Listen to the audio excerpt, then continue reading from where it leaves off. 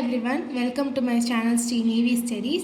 இன்னைக்கு நம்ம வந்து The Rise of Nationalism in Europe சாப்டரில் நெக்ஸ்ட் பார்ட், அதாவது The Making of Nationalism in Europe அந்த டாபிக் பற்றி பார்க்கலாம். ஃபஸ்ட்டு வந்துட்டு இந்த அரிஸ்டோக்ரஸி அப்படின்னா என்னன்னு வந்துட்டு சொல்லிடுறேன். இனிமேல் வந்துட்டு இந்த அரிஸ்டோக்ரஸி அப்படிங்கிறவங்களோட ரோல் வந்துட்டு இந்த சாப்டரில் வந்து கொஞ்சம் அதிகமாக இருக்கும்.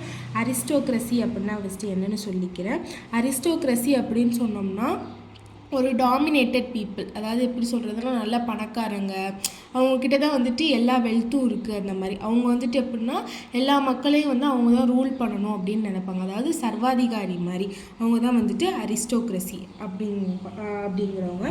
அப்புறம் வந்துட்டு என்னென்னா இப்போ வந்துட்டு மிட் 18th செஞ்சுரி, அதாவது 18th செஞ்சுரியோட நடுவில், அதாவது மிடில் வந்துட்டு என்னென்னா வந்துட்டு நேஷன் ஸ்டேட்ஸ் அப்படின்ட்டு வந்துட்டு ஒன்று கிடையவே கிடையாது. No nation state. நேஷன் ஸ்டேட்ஸ்னு வந்துட்டு ஒன்று கிடையவே கிடையாது. அதாவது ஃபுல்லாகவே வந்துட்டு எல்லாமே வந்து கிங்டம்ஸாக தான் இருந்தது.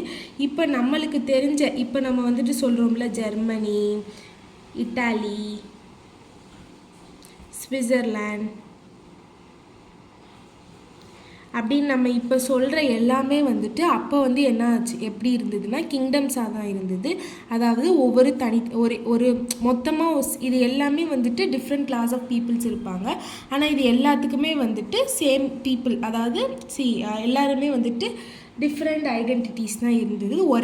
ஒரே இனத்து மக்கள் கிடையாது. அதாவது எப்படி சொல்கிறதுன்னா ஒரே காமனாக எதுவுமே அவங்க வந்துட்டு ஷேர் பண்ணிக்கிறல. அவங்க ரேஸ் வேறையாக இருந்தது, அவங்க ட்ரெடிஷன்ஸ் கல்ச்சர்ஸ் எல்லாமே வேறையாக தான் இருந்துச்சு.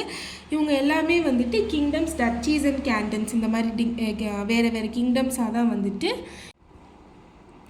அண்ட் கேண்டன்ஸ். அப்புறம் வந்துட்டு ஈஸ்டர்ன் அண்ட் சென்ட்ரல் யூரோப்பில்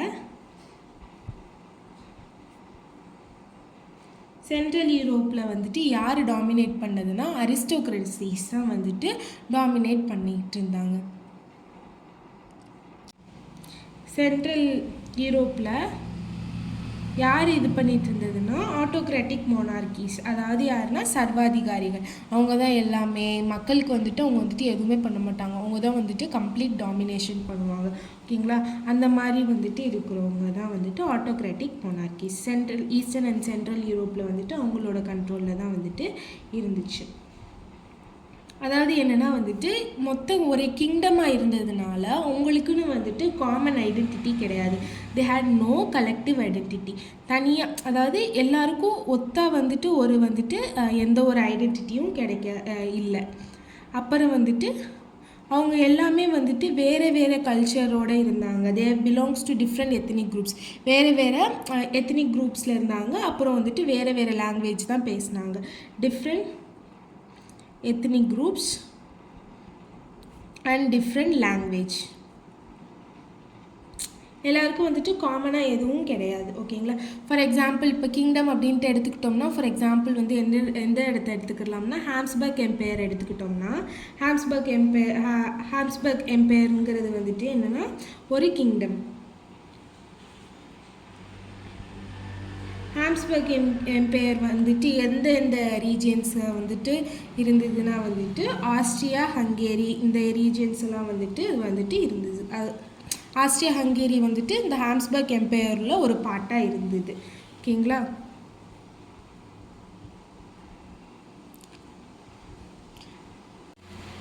இப்போ வந்துட்டு இந்த ஹாப்ஸ்பர்க் எம்பையர் வந்து ஆஸ்ட்ரியா ஹங்கேரி வந்துட்டு இந்த ஹாப்ஸ்பர்க் எம்பையரில் ஒரு பார்ட்டாக இருந்தது. இந்த ஹாப்ஸ்பர்க் எம்பையர் வந்துட்டு எந்தெந்த ரீஜனை இன்க்ளூட் பண்ணுச்சுன்னா வந்துட்டு இன்க்ளூடட் ஆல்பைன் ரீஜன்ஸ். அதாவது ஆல்பைன் ரீஜன்ஸ்னால் எந்தெந்த ரீஜன் சொல்லுவாங்கன்னா டைரோல், ஆஸ்ட்ரியா, சுடென்டன்லேண்ட். ஓகேங்களா? இந்த ரீஜன்ஸ் எல்லாம் வந்துட்டு இந்த ஒரு ஹாப்ஸ்பர்க் எம்பையருங்கிறது வந்துட்டு இத்தனை ரீஜன்ஸ் இருந்துச்சு. இது மட்டும் இல்லாமல் என்னென்ன இருந்ததுன்னா பொஹீமியாவும் இருந்தது. பொஹீமியாவில் வந்துட்டு என்னென்னா மெஜாரிட்டி வந்துட்டு அரிஸ்டோக்ரஸி பீப்புள்ஸ் வந்துட்டு என்ன லாங்குவேஜ் பேசினாங்கன்னா, அரிஸ்டோக்ரஸி பீப்புள் வந்துட்டு என்ன லாங்குவேஜ்னால் ஜெர்மன் லாங்குவேஜ் வந்துட்டு பேசினாங்க. ஓகேங்களா. அப்புறம் வந்துட்டு இந்த ஹாப்ஸ்பர்க் எம்பையரில் வந்துட்டு இன்னும் நிறையாவே இருந்தது. For example Italian speaking provinces. இது பொஹீமியாவில் வந்துட்டு என்ன பேசினாங்க, ஜெர்மன் லாங்குவேஜ் பேசினாங்க.